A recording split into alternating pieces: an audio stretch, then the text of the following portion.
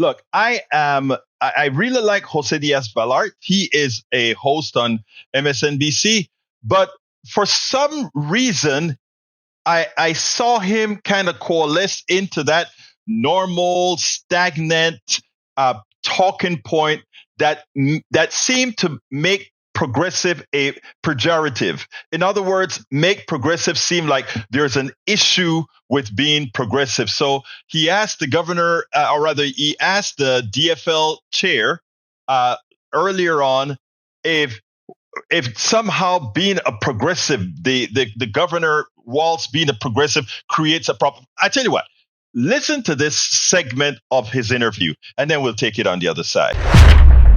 How progressive of a leader has he been, and how effective has he been as a progressive governor?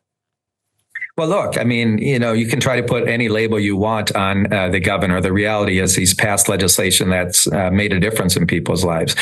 He brought down child care costs. He passed a bill to make preschool meals, the largest paid family and medical leave act in the nation, the largest child tax credit in the nation.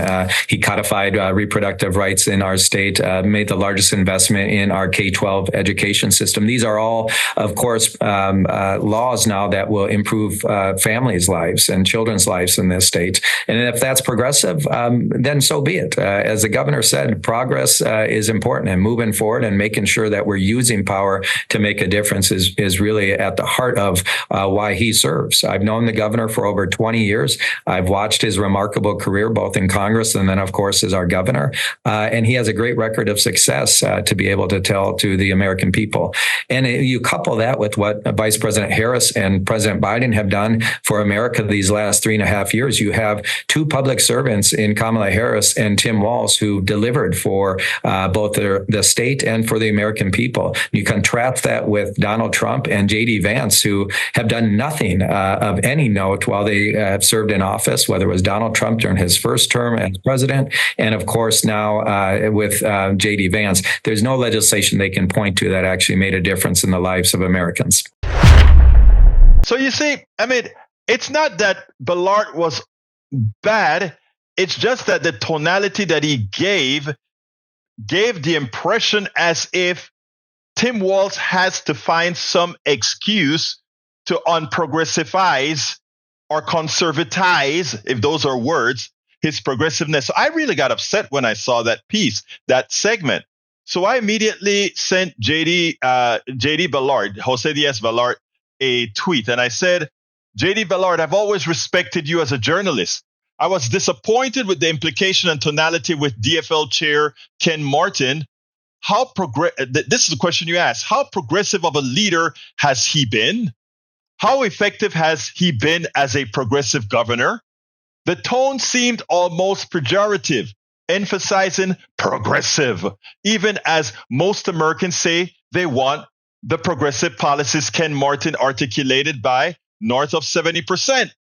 I never heard asked of J.D. Vance, how conservative a leader has he been? How effective has he been as a conservative senator? The fact is, when described accurately, conservative policies are not popular. And how come we don't continuously ask? If conservatism offers the best policies, why are the conservative states the poorest, the sickest, and the least educated? Let's bring truth and honesty to the conversation. Also, by the way, with one vote, Democratic majority, he effectively got his policies to fruition. That is effective governance. The man actually got many progressive policies passed during his administration in Minnesota with a one vote majority.